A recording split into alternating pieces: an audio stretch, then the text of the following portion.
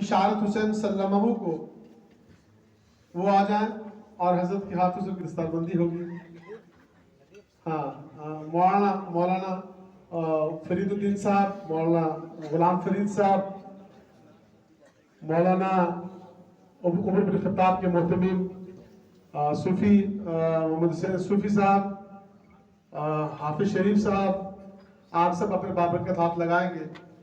इधर मौलाना इरशाद साहब है, मुफ्ती नज़ीर साहब है, मुफ्ती मंजूर साहब, मौलाना मंजूर साहब है, मौलाना मुफ्ती दानिश कासमी साहब हैं, बच्चों के उस्ताद मोहतरम मौलाना सिद्दीक शाह साहब हैं। तो सबको मैं अभी तो नहीं, लेकिन बहरहाल उठते चलेंगे। इसके बाद मैं दूंगा मौलवी तारिक महमूद सलहा। इसके बाद हाँ एक किताब, ये 2 सूट कपड़ों के हैं। सुनिए नहीं, एक सूट कपड़े का, एक जानिमाज है और कुरान पाक है, और ये एक सेट किताबों का, जो ये किताबुल मसाइल है, मुफ्ती सलमान मंसूरपुरी साहब का सेट जो है, ये तमाम तलबा को दिया जा रहा है।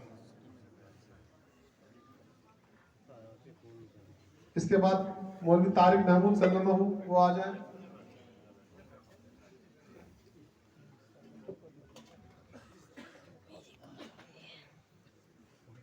मौलवी असदुल्ला साहब आप तशरीफ लाएं। आप